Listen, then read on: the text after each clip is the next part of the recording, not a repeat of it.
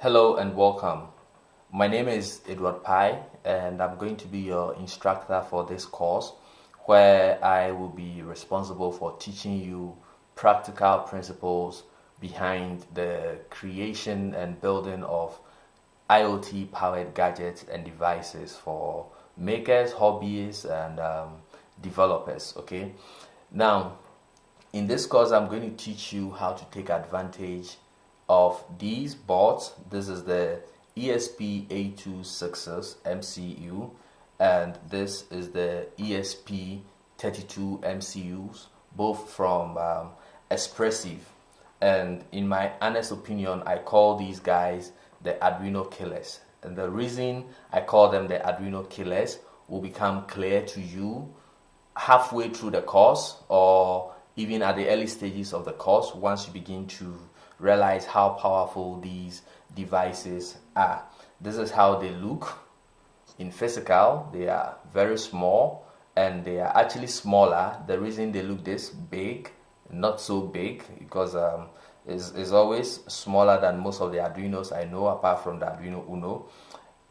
And the reason they look bigger here is because this is a board, it's not just the processor. And the advantage of having them in a board form factor instead of just the processor is that the manufacturers of these boards have gone a long way to make it very easy for you to get started taking advantage of the ESP range of MCUs. For example, on each one of them you can see that there is a mini USB connector here and there is also a mini USB connector here.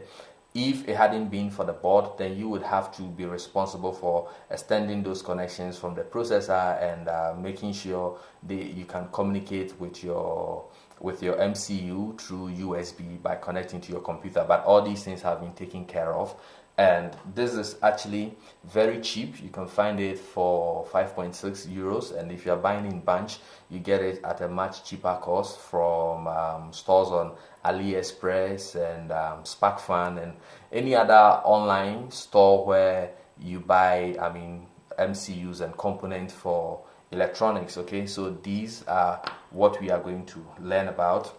And before we start the course, I want to show you some of the advantages of having this ESP range of MCUs. So the first one is that there is Bluetooth low energy support for the ESP32.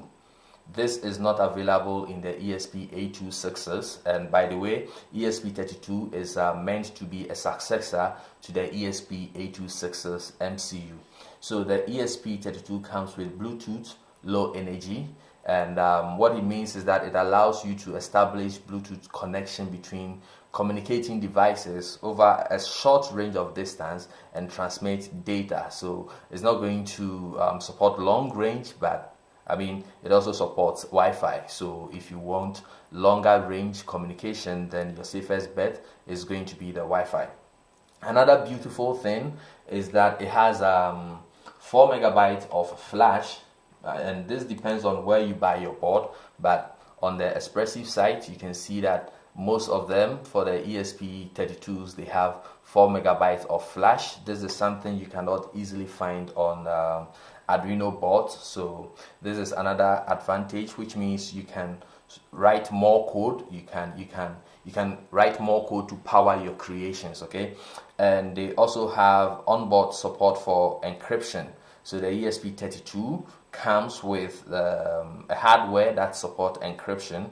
It is also very cheap but powerful, like I told you, with about 5.6 euros or less. If you are buying in larger quantities, you'll be able to get these MCUs, and then you can start creating wonderful things with them.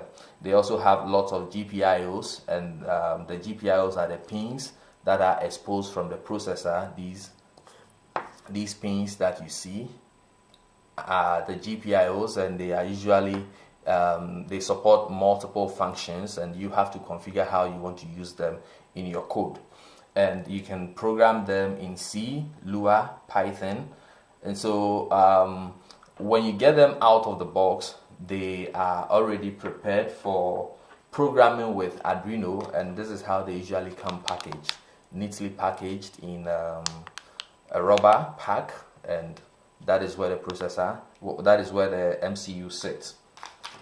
Now you can program them in C, Lua or Python, and because this course is about using MicroPython to take advantage of these boards, in subsequent videos I will show you how to bend the MicroPython firmware onto your board so that you can start taking advantage of these MCUs. Now the reason why I'm choosing MicroPython is because MicroPython and the ESP range of MCUs, or the ESP family of MCUs, are meant to be together, like they are built for each other.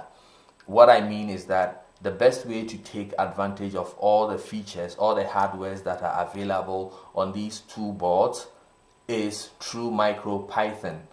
And MicroPython is an implementation of the Python 3 programming language, but it is targeted specifically for memory constrained devices, small gadgets like the MCUs, the Pi board, and some other boards that support the language. So the best way to take advantage of the hardwares on this board is to use MicroPython. MicroPython is just Python that is built for these devices, and so it is very expressive, it is concise, it has matured libraries that helps you to do things easier than you would have it in other languages. Okay, and another way of taking advantage of all the software functionalities, the libraries that are exposed in the APIs of MicroPython, is to use these boards. And that is why I said in the beginning that they are two separate systems that are meant for each other.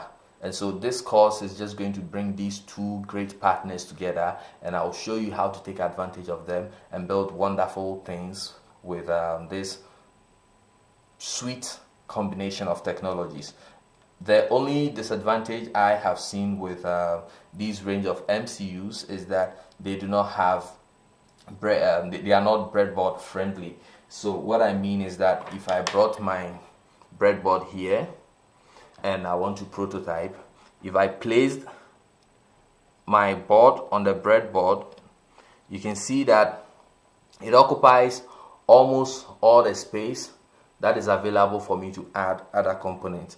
And as you can see, there is only one line here for me to use. So what it means is that I cannot use any of the GPIO pins that are here. Okay, and that is not a great worry, because there is a way you can combine two breadboards and then still be able to do your prototyping on the breadboard. That is the only disadvantage I find with this, but hey, everything comes at a cost, right? They have done a great job by putting all these together on a small form factor to make it easier for you to get started with it right away. So to succeed in this course, I would suggest that you head on to eBay or Amazon or AliExpress. Wherever you are, you can be able to purchase some of these devices. They are very cheap, so I have lots of them, like in the tens. I bought them crazily because they are cheap and they offer wonderful functionalities that you will not find anywhere. Just imagine if you had an Arduino and you wanted to do a project that has to communicate over Wi-Fi, then you have to buy the Arduino Wi-Fi add-on or the Wi-Fi board. If you wanted to support Bluetooth, then you have to buy Bluetooth in addition with the in addition to the Wi-Fi add-on.